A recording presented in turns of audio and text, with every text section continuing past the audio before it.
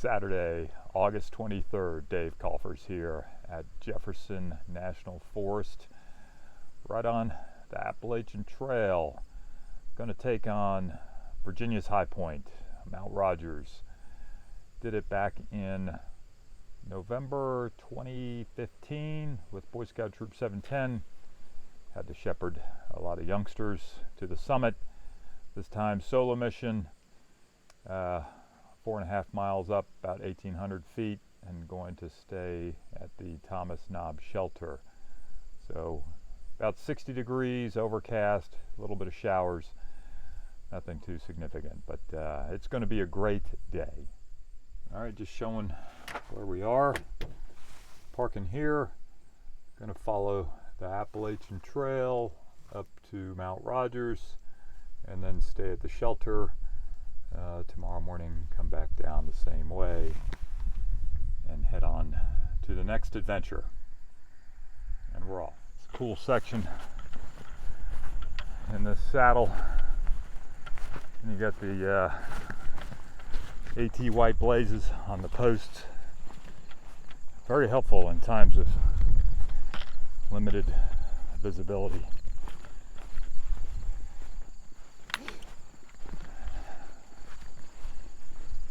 So when I came up this, the Troop 710 out of Goochland, Virginia, we came up the other side. So I haven't done this section of the AT.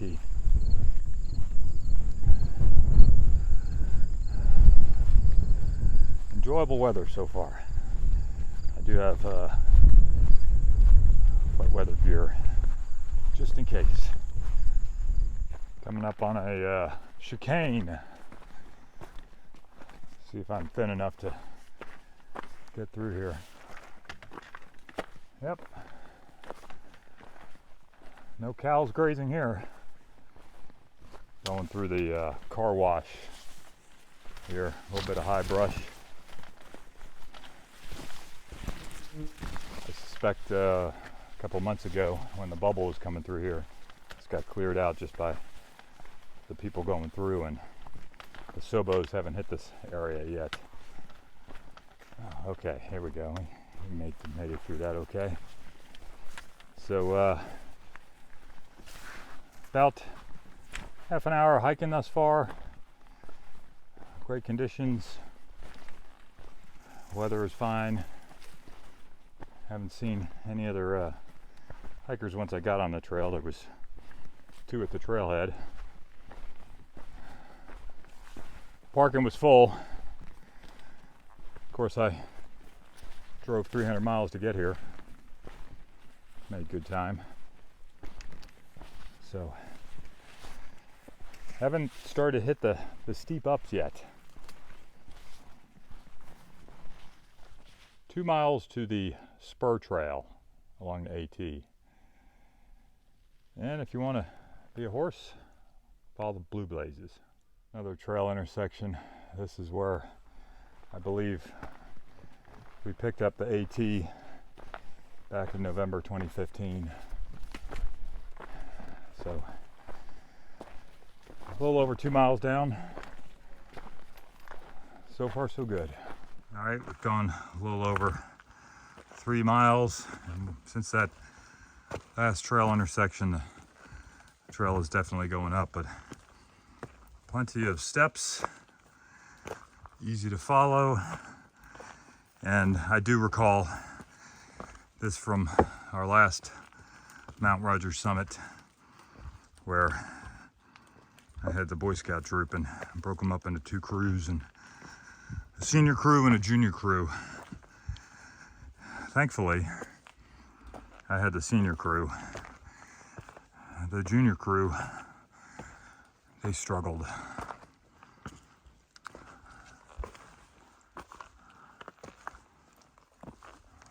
First great view of the hike. This is the Blue Blaze Trail. That is White Top Mountain, ensconced in white clouds. It's elevation 5525. That's over where the Virginia Creeper Trail is. So looking around, there's a little bit of sunshine, Did stop raining, but that's the AT, so I'm gonna keep going. Excellent day. We are now in the clouds, but the temperature went up a little bit. Humidity is tolerable, but the area around us is definitely a rainforest. So there should be a gap up here before we get on the spur trail to capture another view. I'll make sure I get that. But kind of surprised I haven't seen too many people. I passed 4 day hikers. There was a group of them just going the other way. And then I heard some other hikers behind me. But that's it. Maybe they're fair weather hikers. Made it to the spur trail to Mount Rodgers. And we'll do up and back, and then that's the AT to get us to the shelter. Let's see, is there a Appalachian Trail, Elk Garden? That's where we started, Elk Garden. Made it to the summit of Mount Rodgers, 5,729 feet above sea level.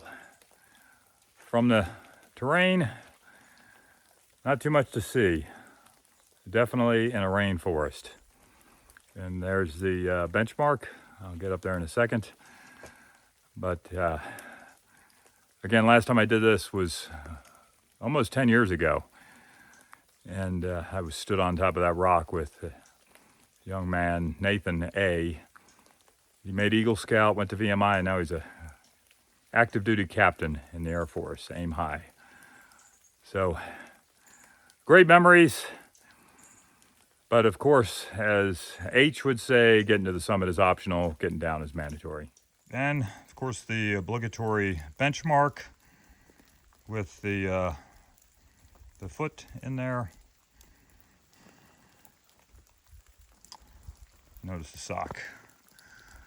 All right, time to get to the shelter. All right, this is the spur trail going back down, and definitely in a rainforest. Ferns on the forest floor, pine trees, and the smell is just excellent. So refreshing. But quite a few wet rocks. Certainly need to pay attention. And looking forward to just hanging out at the shelter. All right, back at the intersection. There's the AT. Thomas Knob Shelter awaits. Got to an opening here. Just exited Lewis Fork Wilderness. So, trying to stay out of the creek that used to be the trail. Thomas Knob Shelter. There's a sign for water. Water, water. All right. The moment, looks like I got the place to myself. So there's a broom there. I'll sweep everything out, set up, and it is a 2-story shelter. There's an opening there, and you can see the ladder. But I'll stay on the first floor. Could be a bat up there. And here we are. Time to get dry. Okay, got the setup here, but according to Incline, this is not cowboy camping. Got to be able to see the stars. That's what I'll look up and see. At least it's stopped raining. It's just past 6. It stopped raining, but still in the fog. Good morning. It's 5:53. Departing the Thomas Knob Shelter. Couple people still in there. Got to use my inside voice. Time to hit the trail. Gonna go through the car wash. Nice. I guess this was supposed to be my view. No view.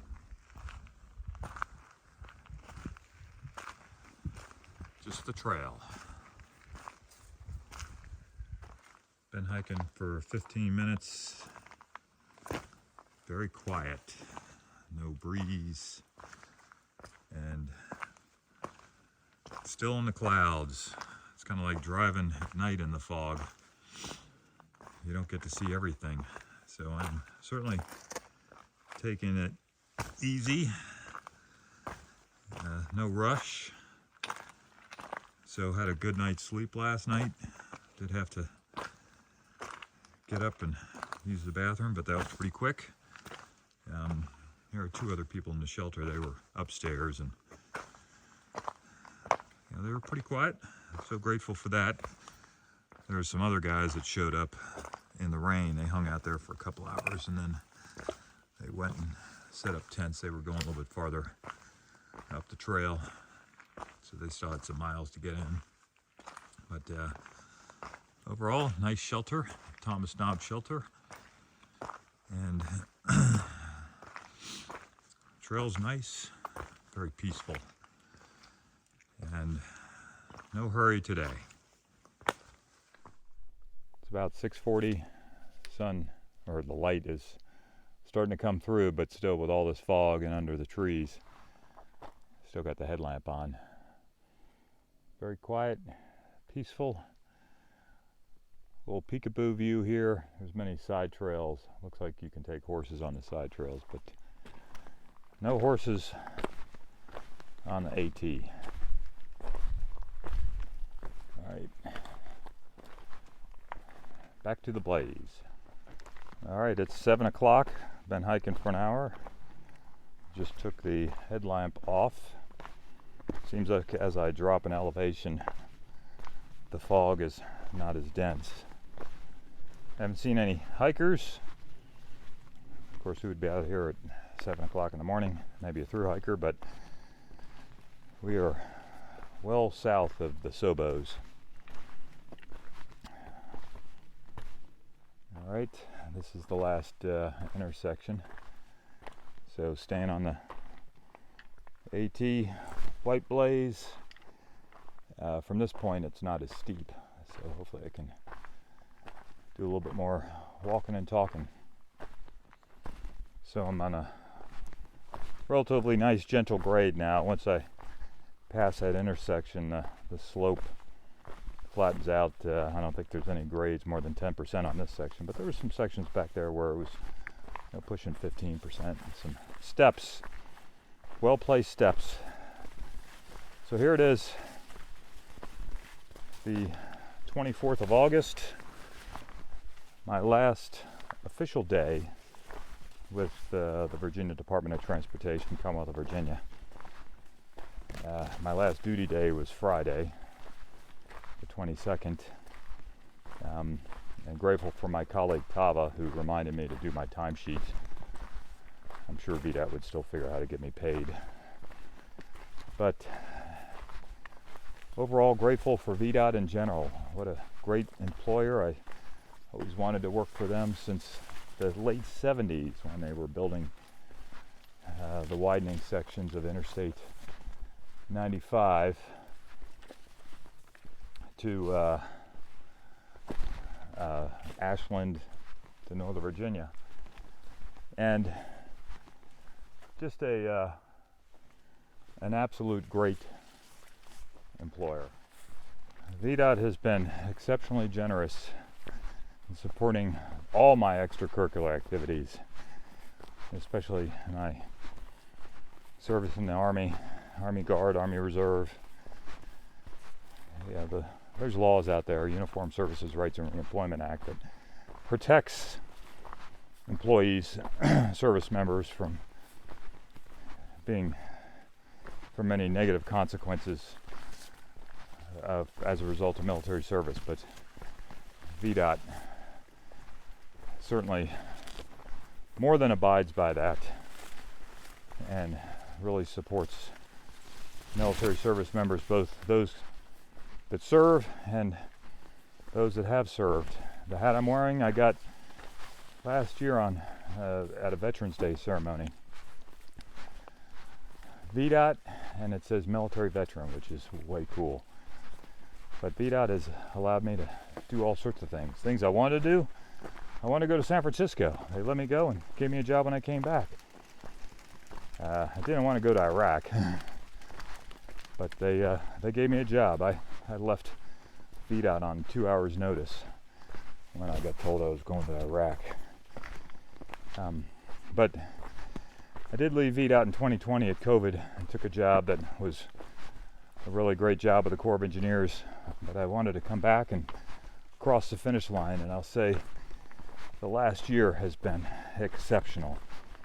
I was an area construction engineer for a $420 million project that includes everything, not just the contract. Great design team, great contractor. Wow, couldn't say enough about these guys with the contractor. They do it right. And then this construction management team, I was effectively the only VDOT representative, VDOT employee on the project. Occasionally somebody else would show up, maybe an inspector, but I was it. So it was a team of teams, if you will. But we were doing some great work on a high visibility project, and really enjoyed every minute of it, because it's amazing what you can accomplish when you have great team members and can-do attitude. And then grateful for my teammates. I was fortunate to land in the spot I did. James, my manager, and his manager Rick brought me on, and I said, all right, let me give this a shot, and it turned out to be much better than I expected. The teammates that I got to work with, this guy Bo, who I tell you, man, he's going to be a district construction engineer, maybe a district administrator, district engineer someday. And then a guy named Bill, he's like the super ace, figuring stuff out. And then the person that holds everything together, Amy, she kept everybody honest. And so just a great team internally, a great team externally.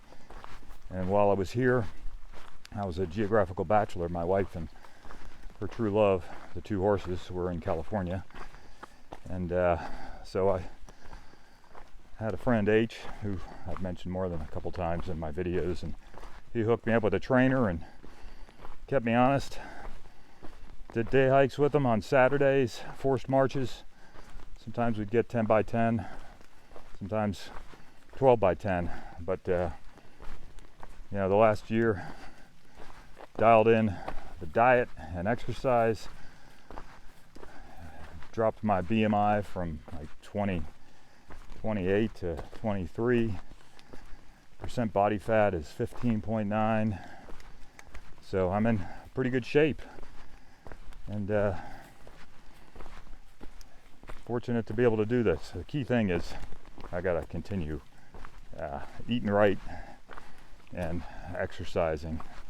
I just tell myself, is what I'm going to do next going to advance my life? And so if I ask myself that question before I do something, I usually know the right answer. So as a result, I've avoided donuts, alcohol, other sundries that probably aren't good to eat, but good to do, and in a good spot. And so on the AT right now, one day I'm going to hike this. It's back burner to the PCT though. That's the primary one, but glad to be able to get a few miles on the AT. And looks like I'm going through another car wash. All right, more to follow. Got a mile to go, but it's starting to rain a little bit harder, so put the Patagonia rain jacket on. Hopefully I'll be down there in about 20 minutes. Giddy up. Someone left a hat. That's where I'm going. Okay, coming out of the wilderness area and into a grazing area. Lewis Fork Wilderness. See all the vegetation? And then you go through the chicane and